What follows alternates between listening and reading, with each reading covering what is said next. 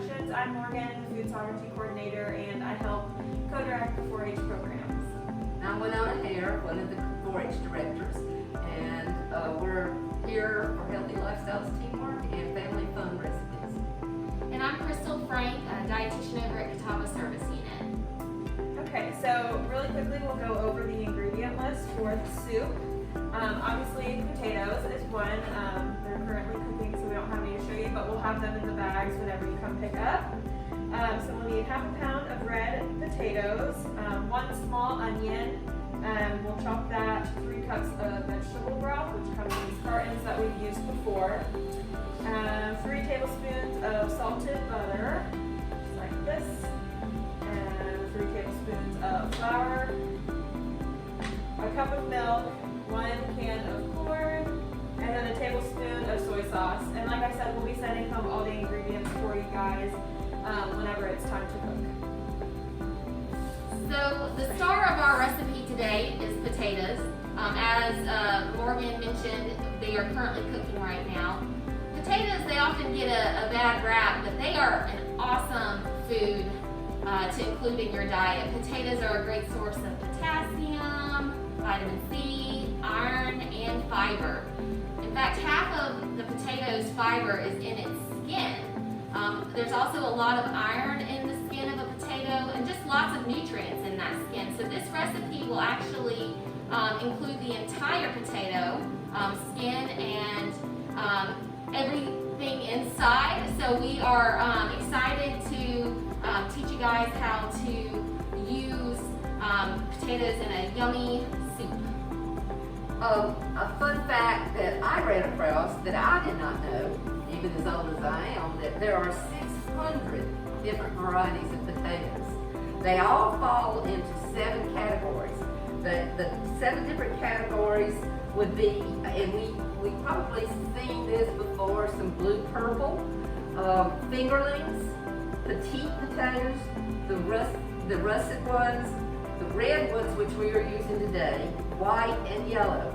And the red potatoes are best for soups because they're creamier. After your potatoes and onions and broth have been cooking for about 6 to 8 hours, it's best to do it on low. I know we're all impatient nowadays, but high is, and crock pots aren't the best in the world.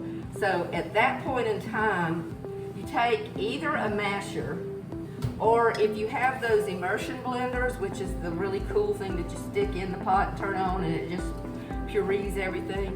At that point in time, you can use that to speed this process up. But this is the way I remember my grandmother and my mother mashing things up because they didn't have one of those immersion blenders. All right, so our next step is we're going to add 1 cup of milk. We have 2% milk here. You could add whatever variety you like, whole, 2%, 1%.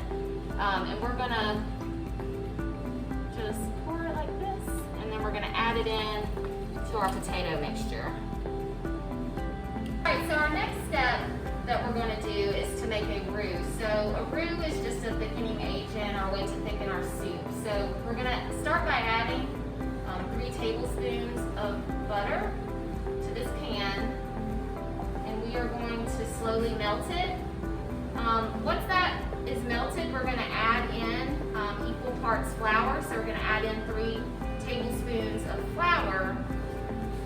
And once we've mixed that together slowly, then we are going to add in 2 cups of our soup that we have been working on. And now we are adding in slowly our flour. 3 tablespoons of this. And you can see that it's starting to thicken up on us. Beautiful.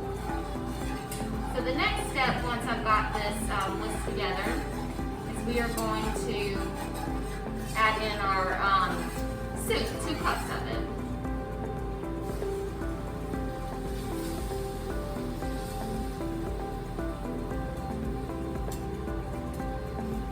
then once we have this mixed together, we're gonna then transfer this back to our crock pot to add in the last bit of our ingredients.